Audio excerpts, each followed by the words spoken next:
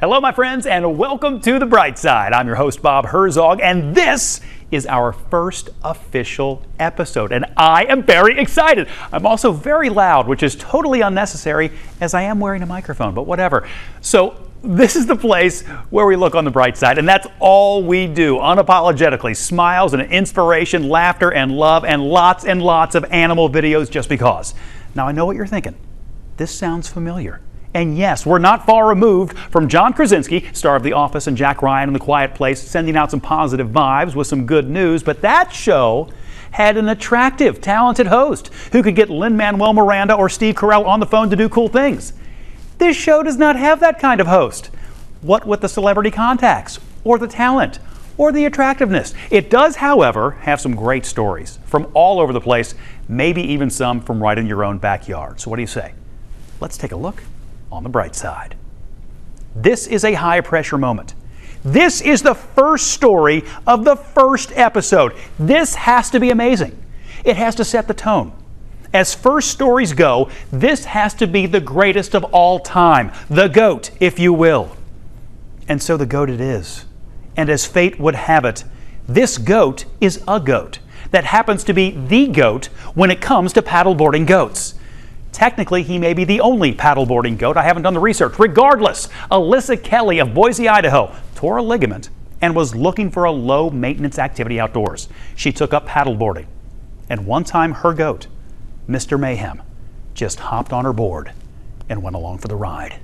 It worked out. And now it's a regular thing. Of the 20-plus times they've been on the water, Mr. Mayhem has only fallen in twice.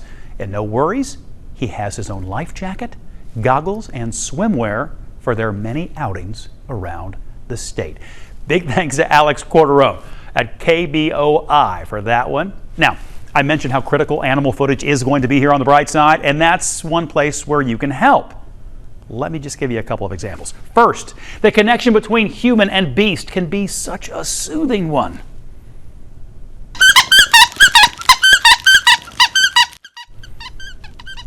And then sometimes not so much.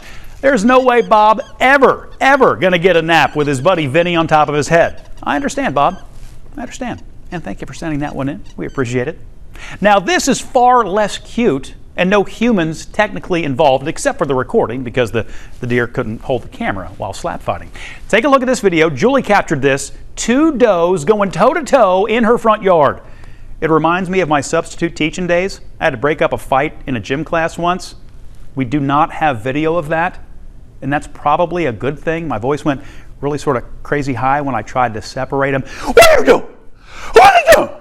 Like that. Anyway, here's the help I need for next week. Though some of us are getting a little break from the August heat, the dog days of summer are here, and I want all of you dog owners out there to send me pictures, even better, videos, of how your puppy pals beat the heat. Now, when you send it in, by the way, if you do the video upsy-downsy, that's fine. But if you go sidesy, it's just going to look better.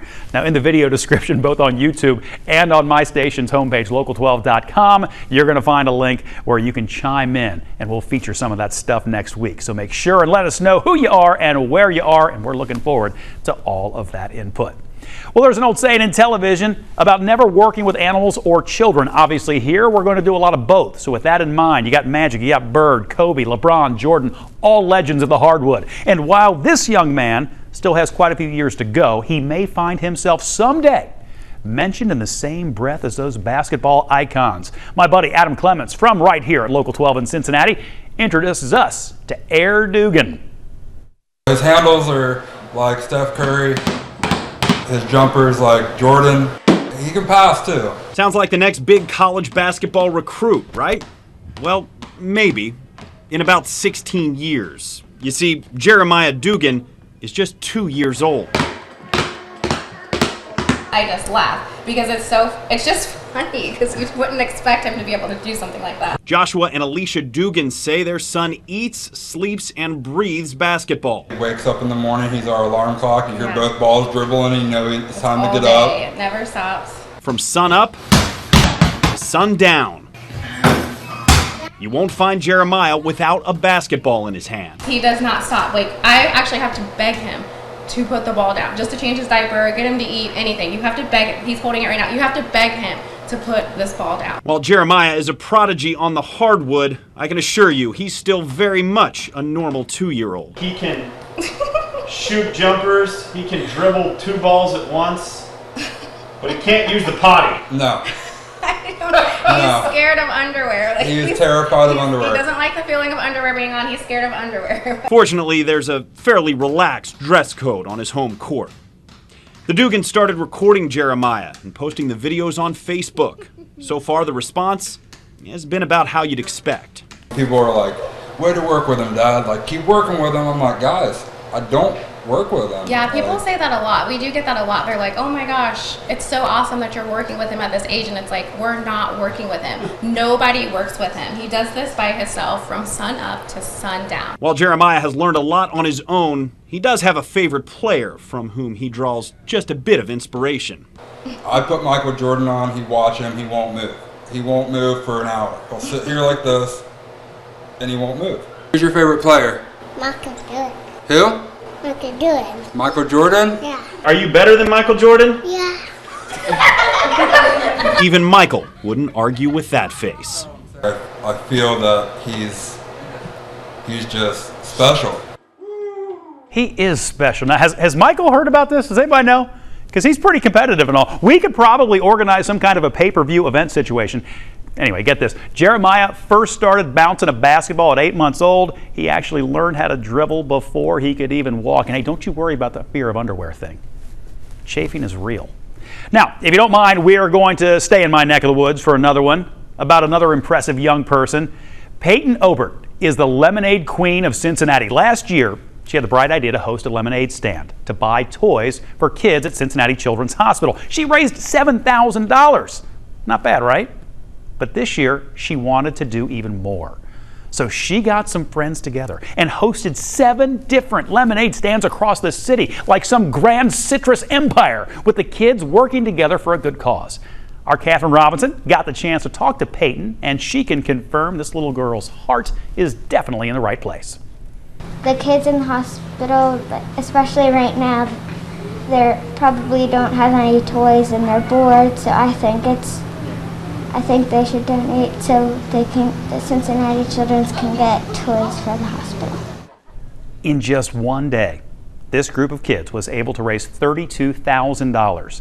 And that money will now be used by the hospital to make sure their patients have a little extra joy during a dark and scary time.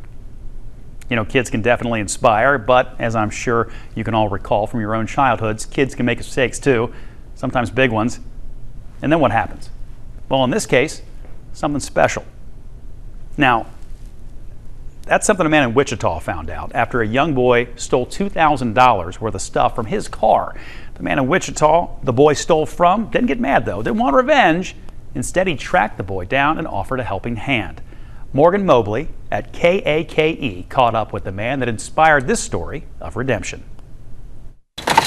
Caught on camera, this 12-year-old boy and his friend breaking into a car, then getting away with valuables and cash. Found a little dude that ran up in my car.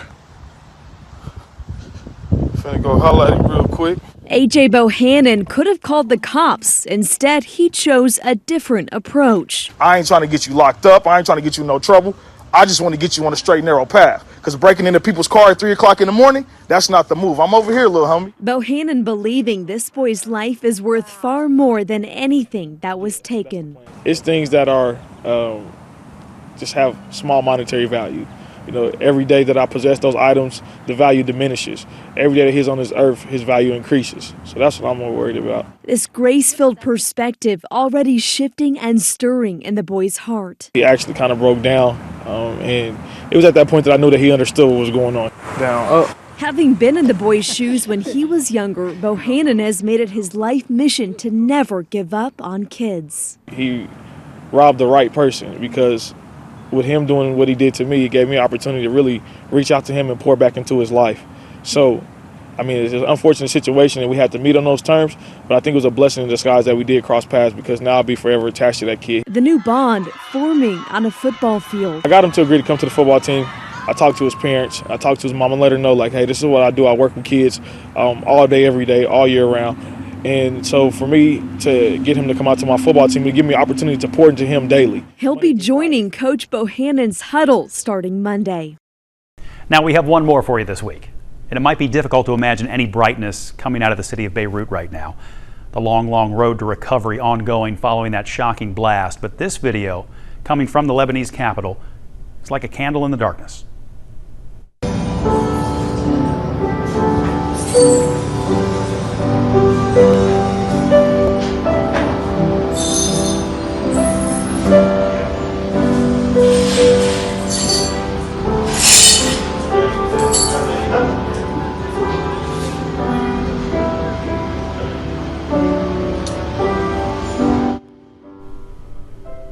That's 79-year-old May Aboud Melki.